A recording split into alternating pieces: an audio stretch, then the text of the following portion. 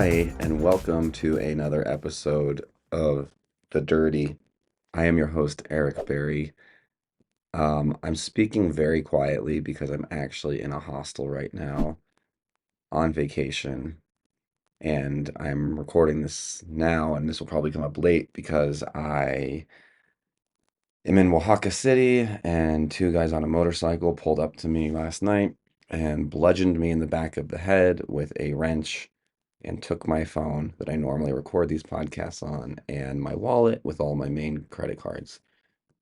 Um, Thankfully, I have my laptop so I can kind of communicate, but I don't know what to do about my phone. By the way, please subscribe to the podcast for more great content. Um, but yeah, I'm not gonna lie, I could use some help if anybody has any resources or anything like that. I'm in pain. I can't lay down on the back of my head. They kicked me in my back, and so just generally in pain. Extremely tired. I did get a concussion. They did a CT scan. I have stitches all back here. They did a CT scan, um, and I don't have a brain bleed, so that's great news. Um, but I don't know why it seems like I'm like a target for violent offenders. Yeah. How really, of all the three places I'm going. I was in Puerto Escondido, got to Oaxaca last night, and I was like the most excited about Oaxaca.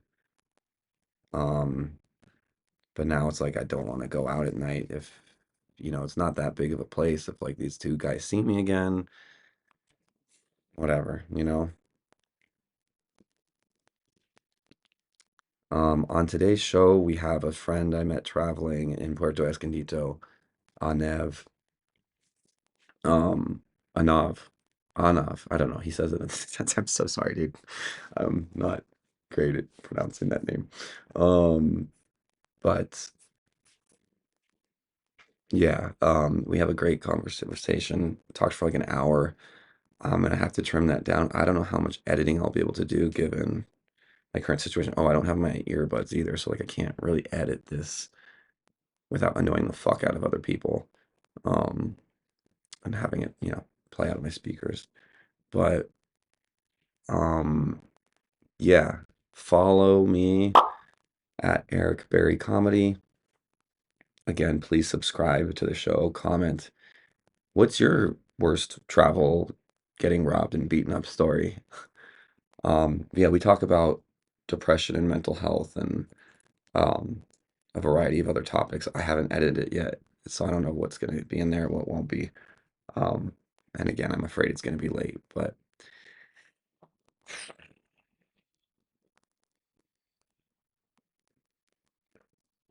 anyway, that's the latest. I appreciate any support, whatever. They oddly didn't take my Apple Watch, so that's some good news. Electronics are fucking expensive outside the US, so it's also like getting. And I had my phone stolen in fucking Colombia my second night there.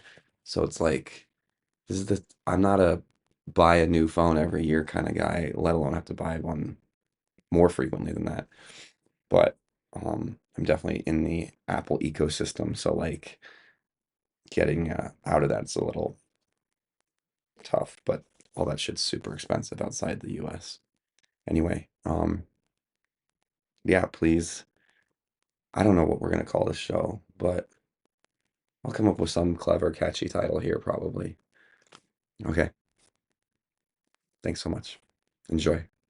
I do not stoop so low as to buy Smirnoff. This is absolute. Thank you very much. Smirnoff has the flavored ones, so I stoop even lower. Okay, well, bubblegum. Green apple. It's your first time, virginal podcast guest. Version anything on the mic actually. Okay. Am I pronouncing right? It's enough, yeah. Um, it's Anna, but like Enough. from what I've noticed, it's 50-50 for Americans to be able to say.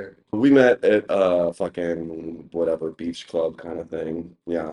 How would you describe Puerto Escondido? Because like I don't really know. Is it a sleepy beach town? Is it a surfing town? I don't know what it is really. I think it's a surfing town, and I think I mean obviously there's hostels here, and I think any place there's like youth hostels or whatever, they kind of it's in the beach towns, they become kind of party towns. Yeah, I mean I never even stayed in like a hostel till I was 33. So like I was like very late to like discovering traveling, but it completely changed my life. And you went to school in Nashville, right?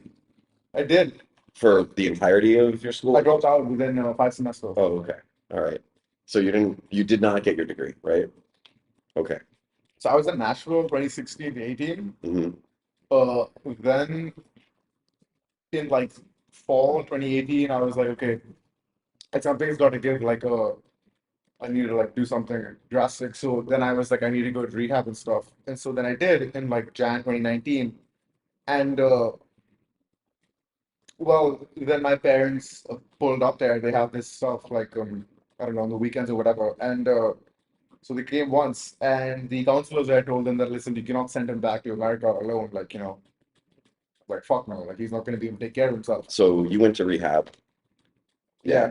for I mean, I went because like see, so like they told me, all of my friends told me, my parents told me, oh, it's for like drugs and shit, and they said that like the drugs were causing all of the uh you know plethora of mental issues. But like that wasn't the reason. Like that was I decided to go myself, right? Like nobody told me to, and I went because I was super depressed and stuff. I mean, I still do drugs occasionally, very occasionally, but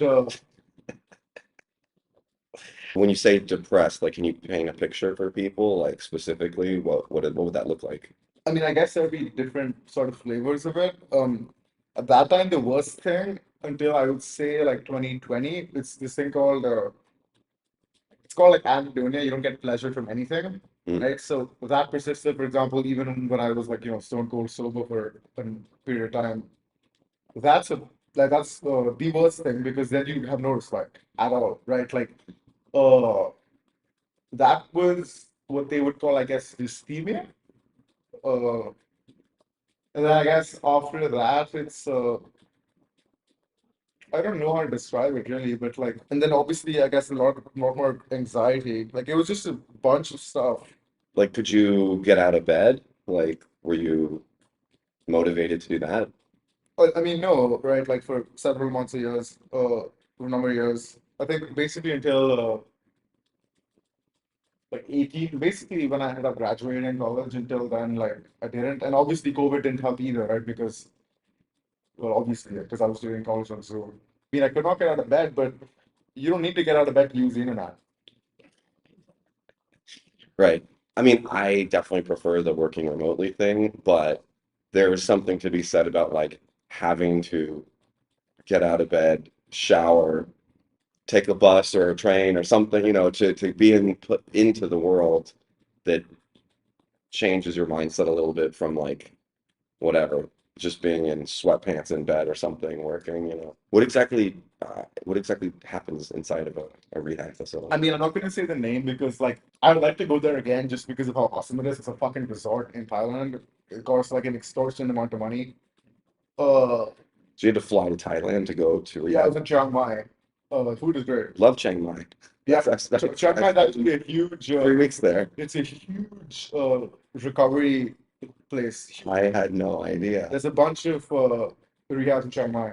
Uh, Fucking cutting elephants while you're getting sober. So strong. Oh my God. yeah, and the irony is, elephants were definitely fucked up. Right? I mean, those elephants are on all sorts of pills. Really? Obviously, I didn't. they can't trust elephants, right? I don't know. All of these animals you pet and stuff, like I thought they were like called elephant sanctuaries and stuff. I don't know, it's a bit darker than that. It's a very fun experience, but from what I know, in Thailand in particular, it's notorious for this. Like they drug up the animals and shit. Do you think that when it comes to, let's say, like depression or mental health, it's just purely genetics and the wiring of your brain, or is it circumstantial for you, or? It was definitely circumstantial. And I think to the degree that it was these genetics, it was that I'm a very sensitive person. So the problem with that is like if you're sensitive and then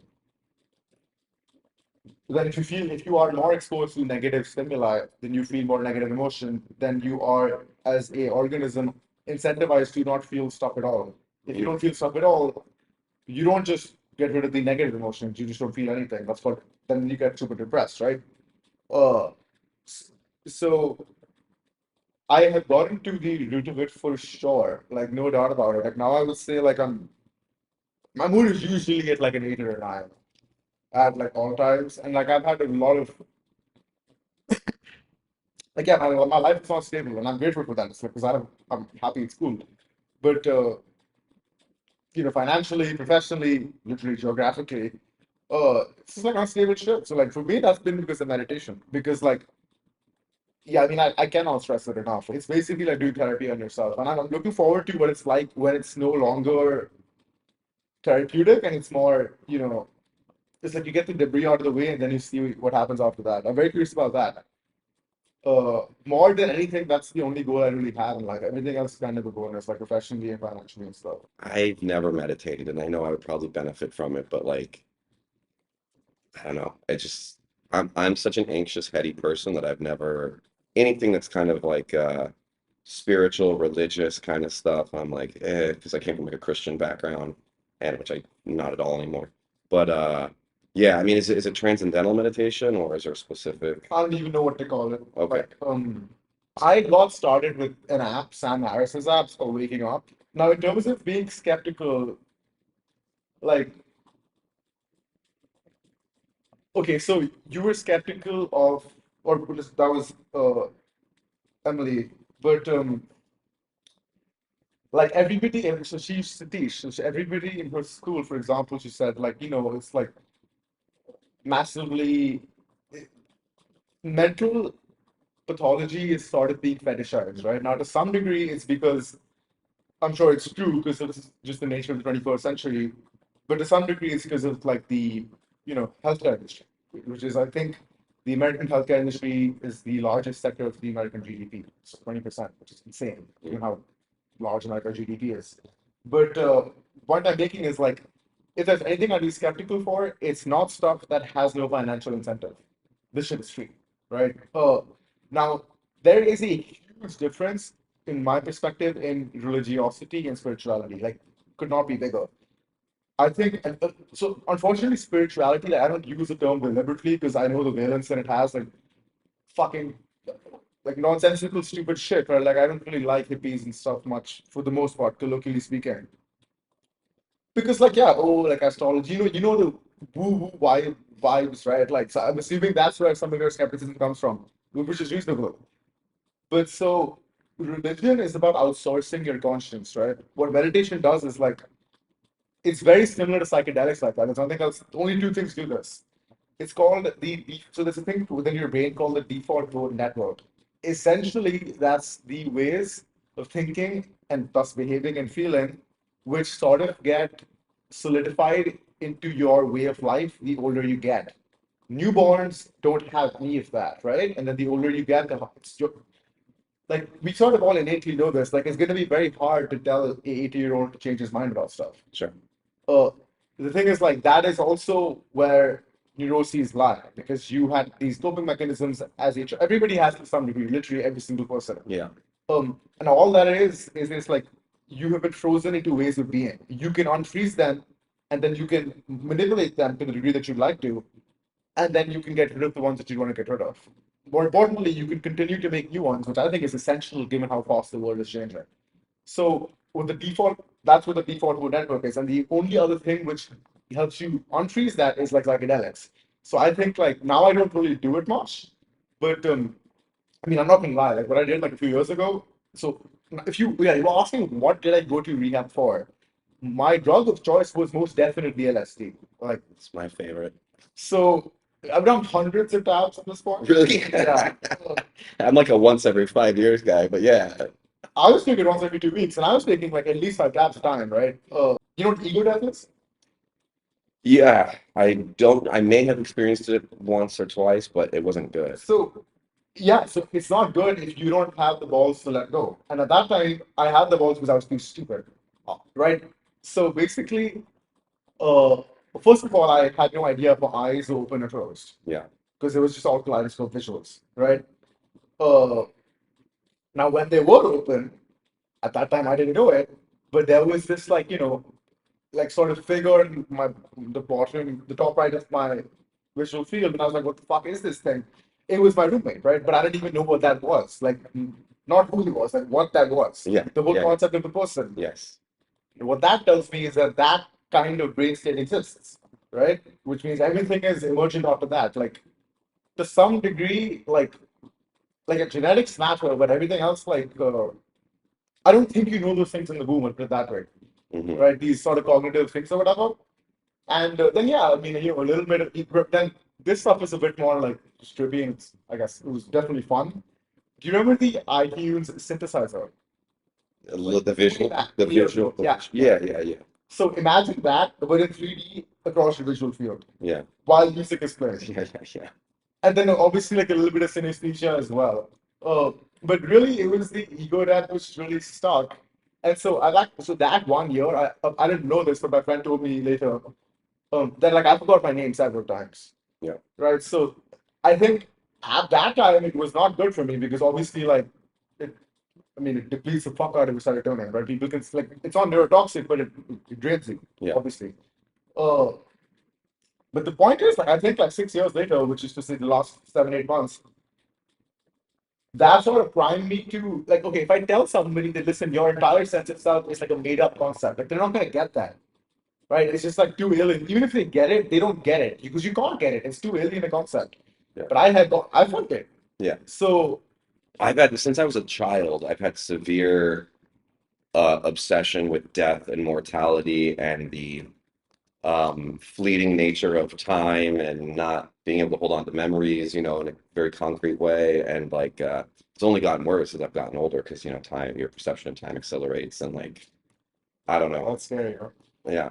I mean, like, I would take out, I'm poor as fuck, but I would take out a $20 million loan if I could be 25 again. You know what I mean? To like get time, there's just no amount of money or like time is the most valuable asset. Yeah, My default setting is anxious and uncomfortable, even though I love laughing, I love people and trying to be positive and whatever. But you've ever met anyone who's like just their default is just happy and optimistic, and like they end up attracting people want to be around them because it makes the other people feel good, and then it's like this cycle where then they get even happier because they get positive affirmation and friends and whatever. And I think I think I'm a lot of work to be around. I, Like, I'd say my grandfather is the closest, but the singular person would be me. Uh,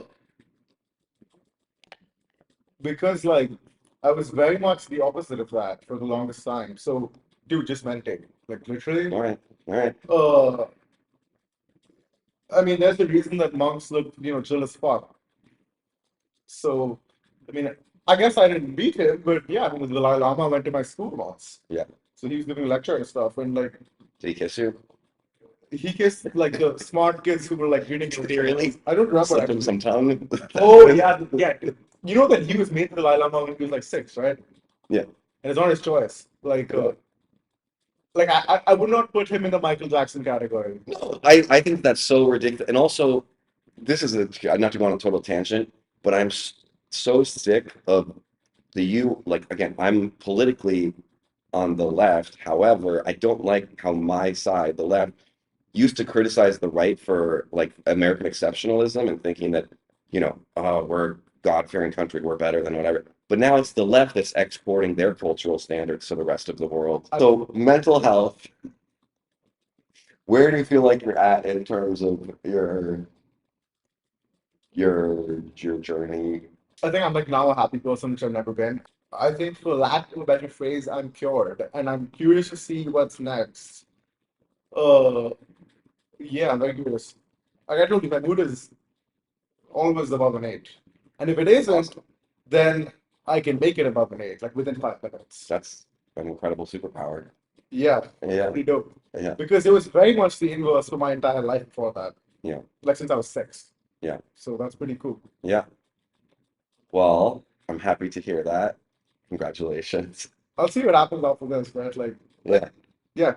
Do you have anything you want to like plug or direct people I towards? mean, yeah, I plug Sam Harris's app, man. Waking up, that shit is dope. All right. That should go change my life. All right. Sweet. Yeah, for me, follow me at Eric Berry Comedy, subscribe to the show for more interviews and comedy and dope ass content. Cool, man. Well, I appreciate you talking and opening up. For sure. All right. Yeah, it's fun. Till next time, keep it dirty or whatever my catchphrase is. Okay. Thank you.